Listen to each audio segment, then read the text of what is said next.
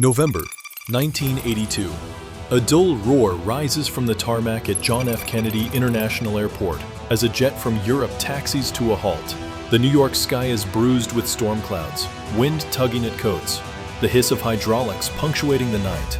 FBI agents wait in silence, their breath sharp in the cold, hands on their holsters. Their eyes fix on one man stepping down the steel staircase, his every movement watched like a predator cornered at last. Edwin P. Wilson, the man who once wore the invisible cloak of America's most secret agency, a former CIA officer turned ghost, a fugitive who lived like a phantom across Europe and the Middle East, slipping through governments, war zones, and borderlines. His name whispered in classified corridors, spat in fury by prosecutors, feared by those who knew just how much he still carried in his head. Tonight, he is shackled. The cuffs close around his wrists with a metallic snap. The agents don't cheer. They don't speak. They know what he represents. Not just a criminal. Not just a man who sold guns, bombs, and expertise to enemies of the state. He is proof of something darker. That the greatest threat to America might not come from Moscow, or Tehran, or Tripoli, but from inside Langley itself. Wilson's jaw is tight, his expression unreadable, like the mask he's worn for decades. Behind him, the plane door closes with a hollow thud. A storm gust rattles the chain-link fence. And for the first time, the man who once claimed to be untouchable is back on American soil, facing the very nation he betrayed. But how did it come to this?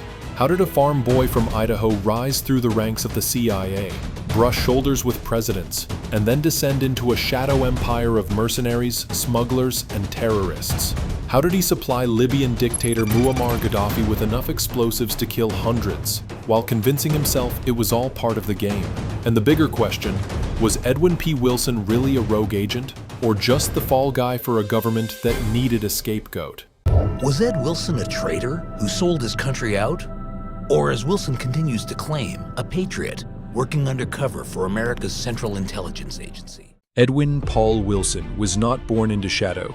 He was born into dust. 1928, Nampa, Idaho. A boy raised on farmland, where life meant long days of labor and nights staring at endless stars. His father was a farmer, his mother a homemaker. Nothing about young Wilson screamed spy, yet the seed of ambition sprouted early. He wanted out. He wanted more than soil and silence. After high school, Wilson joined the Marines. Discipline carved him into steel. When he returned, he studied at the University of Portland, graduating with a degree in psychology. Psychology, an education in how minds work, how people bend, how trust can be bought or broken. A skill that would later serve him in shadows. By the 1950s, the Cold War was in full swing. The CIA, young and hungry, was searching for men who could blend in, lie convincingly, and operate where the law did not reach. Wilson fit the mold. He joined the agency in 1955, stepping into a world of smoke-filled safe houses, dead drops, and whispered secrets. He wasn't James Bond. He wasn't Jason Bourne. But he was something more dangerous. Ordinary on the outside, ruthless on the inside. Wilson handled maritime operations, logistics, and covert supply chains. He helped move weapons, build bases, and establish front companies. To the CIA, he was reliable, efficient, the kind of man who got things done without asking too many questions. But the line between patriot and profiteer blurred quickly. In the 1960s and 70s, Wilson also worked for the Office of Naval Intelligence. He built contacts not only in the American military, but in the shadow markets of arms dealers and contractors. He learned where to find weapons, how to move them, how to disguise them in crates labeled as farm equipment or industrial parts. He learned how to build companies that existed only on paper, corporations with impressive logos and fake boards of directors, all covers for operations that never officially existed. For Wilson, it wasn't just a job, it was a lifestyle. His salary as a government agent was modest, but through his side ventures, front companies, consulting fees, secretive deals, he became rich. Mansions, yachts, art collections. He lived like a man who never intended to retire. And then, in 1971, everything changed. Officially, he was done. Wilson left the CIA. Unofficially, he was just getting started. Because once you've built a life in shadows, leaving isn't an option. The skills, the contacts, the appetite, They don't disappear. And Edwin P. Wilson discovered he could make far more money running the game on his own than serving a flag. He drifted into a world of ex-agents and mercenaries, men trained by governments, but now loyal only to profit. He built shell companies that moved not just equipment, but people, trainers, shooters, demolitions experts. And soon, one name came calling: Libya. Muammar Gaddafi, the dictator eager to build a terrorist state. 20 years ago, Muammar Gaddafi was the Osama bin Laden of the day, or the Saddam Hussein of the day. Wilson, the American who knew how to make it happen. It was a collision course, and the fallout would shake Washington to its core. At the time, Libya was considered probably the #1 rogue state in the world. Tripoli, late 1970s. Muammar Gaddafi had a vision: to transform Libya into a fortress of revolution. His regime funneled oil wealth into weapons, training, and terror cells, building a network that reached far beyond the desert. What he lacked was expertise. He wanted men who could teach his operatives to kill with precision, to strike with bombs that turned airliners and embassies into ash. And he was willing to pay. Enter Edwin P. Wilson. By then, Wilson was no longer a CIA officer. Officially, he was a private businessman. In reality, he was running a global web of front companies that blurred the line between legal trade and clandestine supply. To the Libyans, he was a godsend. An American insider with the Rolodex of a spy master, the logistical genius of a quartermaster, and the cold pragmatism of a mercenary. Wilson didn't just sell Libya weapons. He sold them a system. He used his companies to ship gear across continents, items labeled as construction materials or agricultural supplies, crates of explosives hidden beneath fertilizer shipments, weapons moved through ports where customs officials had been bribed into blindness, and perhaps most chilling, he delivered people. Wilson recruited former U.S. Special Forces soldiers, Green Berets trained in demolition, guerrilla warfare, and assassination. He convinced them they weren't betraying America, just taking lucrative jobs overseas. A paycheck was a paycheck, he told them. The truth? They were training Libyan operatives to plant car bombs, hijack planes, and execute political assassinations. He was also charged with running a terrorist training camp. Was Ed Wilson a traitor who sold his country out? In one deal alone, Wilson sold Libya 20 tons of C4 plastic explosives. And accused of illegally shipping explosives to Libya, a sworn enemy of the United States. Enough to flatten buildings, rip apart aircraft, or arm terror groups for years. It was the largest transfer of explosives to a terrorist state in U.S. history. But why did he do it? Some say greed. Wilson lived like a king. Mansions in Virginia and Switzerland, an estate in the English countryside, yachts floating on Mediterranean waters. He collected Picassos and vintage wine. To him, money wasn't paper, it was power. Others say he believed he was still playing the intelligence game, that his operations were part of some shadow war too complex for outsiders to grasp. In interviews, Wilson often claimed he was acting under unofficial orders, suggesting he was a scapegoat for darker U.S. policies. But the evidence was damning. Former colleagues watched in disbelief as Wilson crossed line after line, turning from patriot to profiteer, from spy master to arms trafficker. His name became synonymous with treason inside the CIA, a cautionary tale whispered in the halls of Langley. Yet for years, he seemed untouchable. Wilson traveled freely across Europe and the Middle East, meeting with Libyan officials, staying in luxury hotels, using his charm to win over bankers and brokers. He lived like a man beyond the law, because in many ways, he was. Governments struggled to pin him down. His companies were labyrinths of shell structures, paper trails vanishing into offshore accounts and fake addresses.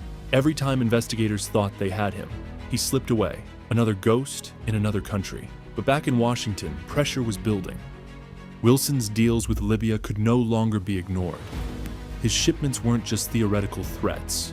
They were fueling real acts of terror. Intelligence agencies traced bombings, hijackings, and assassinations back to men trained by Americans, men trained by Wilson's recruits. The Justice Department launched an investigation. prosecutors began building a case. They leaned on his former associates, squeezing pilots, shippers, and trainers for testimony. Slowly, a picture emerged. Wilson wasn't just a rogue businessman. He was orchestrating one of the most dangerous private intelligence networks in modern history. Still, catching him would be another matter. Wilson had eyes everywhere. He knew when investigators were watching, when indictments were coming. He boasted that he could never be arrested, that his connections would shield him forever. And for a time, it looked like he might be right. But then came 1982, a sting operation, a meeting in the Dominican Republic. Wilson, lured out of his European sanctuary by what he thought was another lucrative deal, found himself staring into the eyes of federal agents. The game was over. Yet even in chains, Wilson refused to play the part of the defeated man. He insisted he had been framed, that his operations were sanctioned, that powerful people in Washington were using him as a scapegoat to cover their own sins. It was a claim that would haunt every stage of his trial and long after, because if Edwin P. Wilson was telling the truth, then the real Jason Bourne wasn't just one man. It was the system that created him. In the wake of the new charges, Wilson hired a notable attorney, Harold Price Farringer. The night sky above the Pacific Northwest was clear on September 10th, 2012.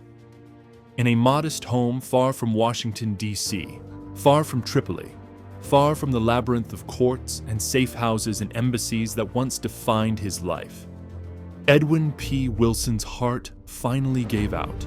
He was 84 years old. There were no agents waiting outside, no wiretaps buzzing on his phone, no prosecutors rehearsing their arguments, just silence.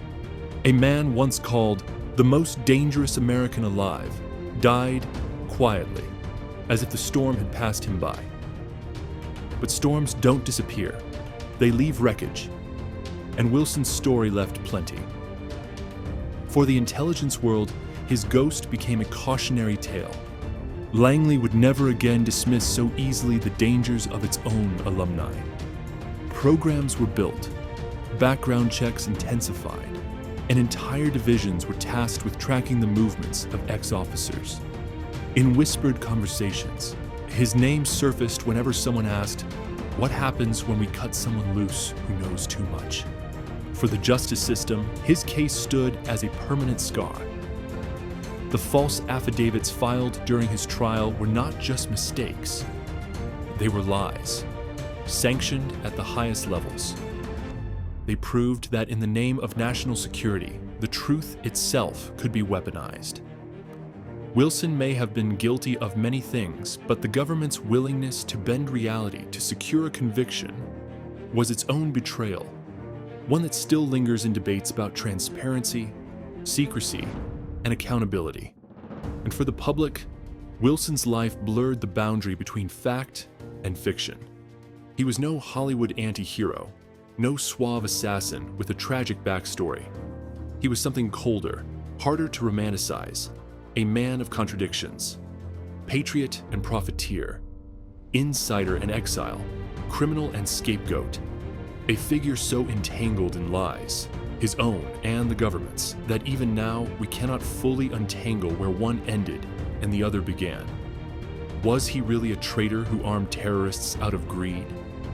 Or a loyal operative sacrificed to protect secrets the public could never know? The answer, buried in sealed files and silent graves, may never come. But perhaps that is the true power of Edwin P. Wilson's legacy. He reminds us that intelligence is not just about secrets, it is about stories. Stories governments tell to protect themselves. Stories operatives tell to justify their actions. Stories journalists tell to piece together the fragments. And in the end, we are left not with clarity, but with shadows. When we think of Jason Bourne, we imagine a lone agent fighting to uncover the truth. Wilson was the inversion of that fantasy. A lone agent buried beneath so many layers of half-truths. Where Bourne's story is about revelation, Wilson's is about obscurity. A life lived in fog, a legacy that remains there still. So what do we do with a story like his? Do we condemn him, close the book, and call him what the headlines called him? The traitor who sold C4 to Gaddafi? Or do we step back and ask what his fall says about the institutions that made him, used him, and abandoned him? Because in the end, Edwin P. Wilson was not just one man. He was a symptom, a fracture line in the foundations of secrecy, a reminder that when power is hidden long enough, it begins to rot from within. His final years were quiet, but his shadow lingers, long and sharp. In every debate about whistleblowers and leakers, in every revelation of government lies, in every fear that somewhere, out there, another former insider is building his own empire in the dark.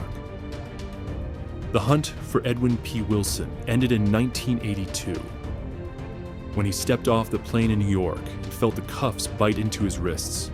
But the hunt for the truth, the real truth of who he was, what he did and why, never ended. And maybe it never will. Because sometimes the most dangerous secrets are not the ones that stay hidden.